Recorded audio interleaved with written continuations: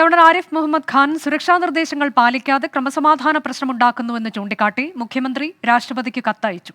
കോഴിക്കോട് മിഠായിത്തെരുവിലെ ഗവർണറുടെ അപ്രഖ്യാപിത സന്ദർശനം ഉൾപ്പെടെ കത്തിൽ പരാമർശിക്കുന്നുണ്ട്.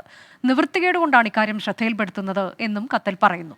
കേരളത്തിന്റെ സമാധാന അന്തരീക്ഷം തകർക്കുന്നവരുടെ കൂട്ടത്തിലാണ് ഗവർണർ ആരിഫ് മുഹമ്മദ് ഖാൻ എന്ന് മുഖ്യമന്ത്രി പിണറായി വിജയൻ പറഞ്ഞു. ഗവർണർ ആഗ്രഹിക്കുന്ന തരത്തിലുള്ള സംഘർഷം സൃഷ്ടിക്കാൻ കഴിഞ്ഞില്ല.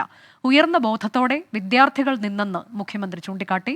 ഇന്ന് മുഖ്യമന്ത്രി നവകേരള സദസ്സിനിടെയാണ് ഈ പരാമർശം നടത്തിയത്. ആദ്യം മുഖ്യമന്ത്രി പറഞ്ഞതെന്ത് എന്നത് കേൾക്കാം.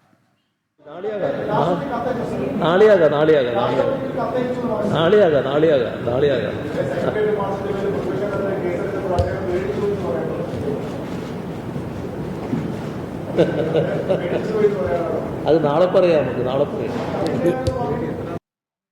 ദീപക് ധർമ്മടമാണ് വിശദാംശങ്ങളുമായുള്ളത്. ദീപക്, ഈ ഒരു സംസ്ഥാനത്ത് ക്രമസമാധാന പ്രശ്നം ഉണ്ടാക്കുന്ന ഒരാളായി ഗവർണർ മാറുന്നു എന്ന് സർക്കാർ പറയുമ്പോൾ അത് അങ്ങേയറ്റം ഗുരുതരമായ ആരോപണമാണ്. ഇതിനു മുൻപ് നമുക്കറിയാം, ഗവർണർക്കെതിരെ സുപ്രീം കോടതിയെ സർക്കാർ സമീപിച്ചിട്ടുണ്ട്. ഇപ്പോൾ അതിൽ ഒരു പടി കൂടി കടന്ന് രാഷ്ട്രപതിയെ സമീപിച്ചിരിക്കുകയാണ്. ഒരു ഘട്ടത്തിലും പിന്നോട്ടില്ല എന്നത് തന്നെ കൃത്യമായി വ്യക്തമാക്കുകയല്ലേ സർക്കാർ? അത് തന്നെയാണ് ഏറ്റവും പ്രധാനപ്പെട്ട കാര്യം. ഇന്ന് കാലത്ത് 24 ആണ് ഈ വാർത്ത പുറത്തുവിടുന്നത്, ബ്രേക്ക് ചെയ്യുന്നത്.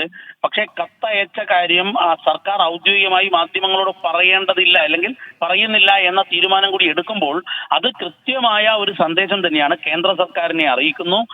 മാത്രവുമല്ല, രാഷ്ട്രപതിക്ക് മാത്രമല്ല, പ്രധാനമന്ത്രിക്ക് കൂടി മുഖ്യമന്ത്രി കത്തയച്ചിരിക്കുന്നു എന്നുള്ളതാണ് നമുക്ക് അറിയാൻ സാധിച്ചത്. അതായത് ഈ ഗവർണർ എന്ന ഭരണഘടനാ പദവി കൃത്യമായി നടപ്പിലാക്കുന്നതിൽ പരാജയപ്പെട്ടുകൊണ്ട് സംസ്ഥാനത്ത് ക്രമസമാധാന പ്രശ്നങ്ങൾ ഉണ്ടാക്കും വിധത്തിൽ ഈ സുരക്ഷാ നിർദ്ദേശങ്ങളെ, പ്രോട്ടോക്കോളുകളെ മറികടക്കുന്നു എന്ന് കാണിച്ചുകൊണ്ടാണ് കത്തയച്ചിരിക്കുന്നത്. സ്വാഭാവികമായും കേന്ദ്രം ഈ ഒരു മുഖ്യമന്ത്രി അയക്കുന്നു, ഒരു സംസ്ഥാനം ഗവർണർക്കെതിരെ കാര്യകാരണ സഹിതങ്ങൾ ആണ് കാര്യങ്ങൾ പറയുന്നത്. കാരണം സുരക്ഷാ നിർദ്ദേശങ്ങൾ പാലിക്കാതിരിക്കുമ്പോൾ സ്വാഭാവികമായും അത് സംസ്ഥാനത്തൊരു ക്രമസമാധാന പ്രശ്നം ഉണ്ടാവും. ഗവർണർക്കെതിരെ എന്തെങ്കിലും കയ്യേറ്റം നടന്നാൽ അത് മറ്റൊരു തലത്തിലേക്ക് മാറും.